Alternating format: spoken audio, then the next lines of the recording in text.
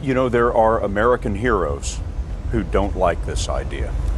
Neil Armstrong, Gene Cernan have both testified against commercial spaceflight in the way that you're developing it, and I wonder what you think of that. I was very sad to see that, because those guys are, those guys are heroes of mine, so it's really tough.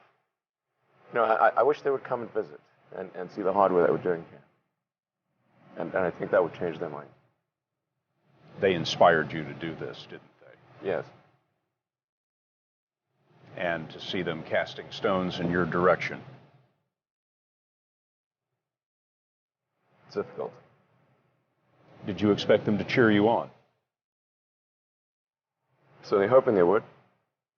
What are you trying to prove to them? What I'm trying to do is to make a significant difference in spaceflight and help make spaceflight accessible to almost anyone.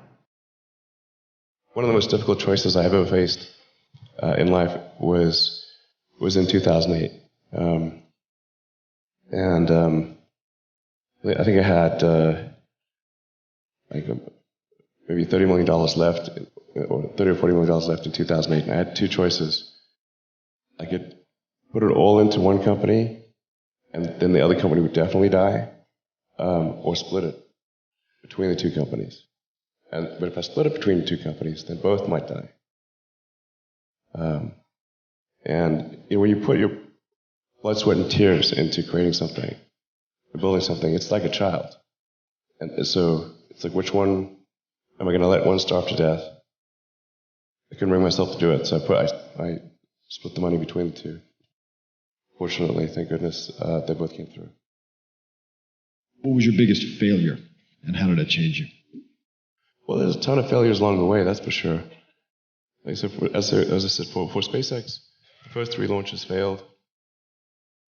And we're just barely able to scrape together enough parts and money to do the 4th launch.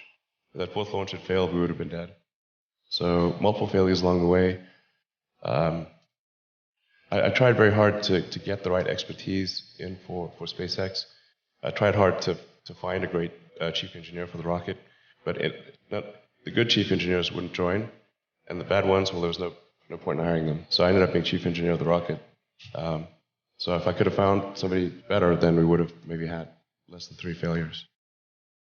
That 3rd failure in a row, did you think, I need to pack this in? Never. Why not? I don't ever give up.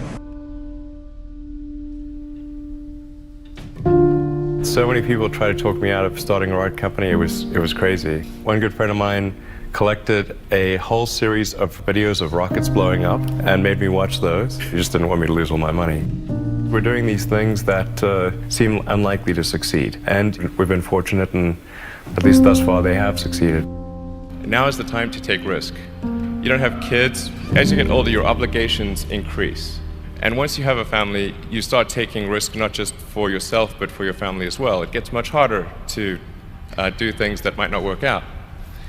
So now is the time to do that before you have those obligations. So I would encourage you to take risks now. Do something bold.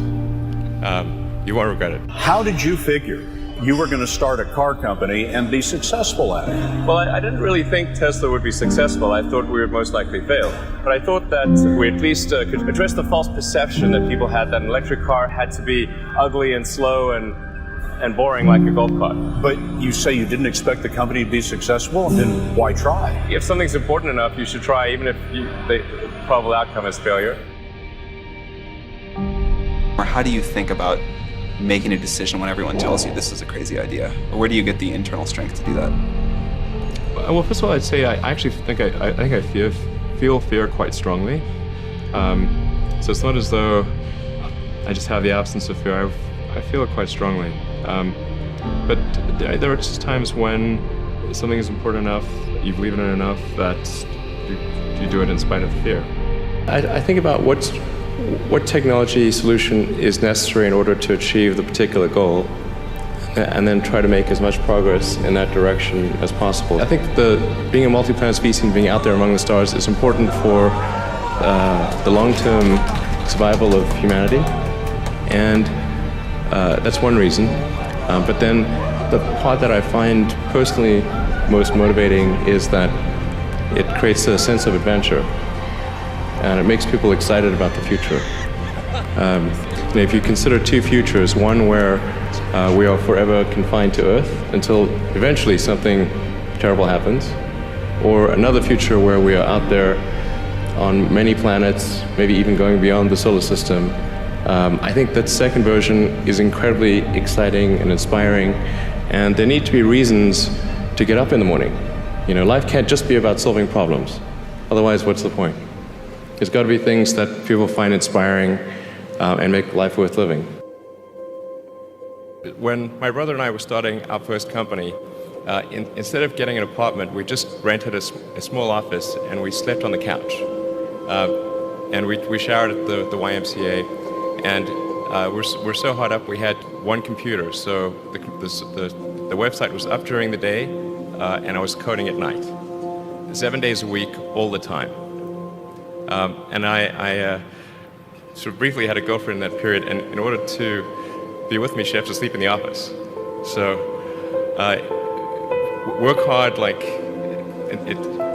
every waking hour. That's the thing I would say particularly if you're starting a company. Whatever area that you get into, given that even if you're the best, there's always a chance of failure. So I think it's important that you really like whatever you're doing.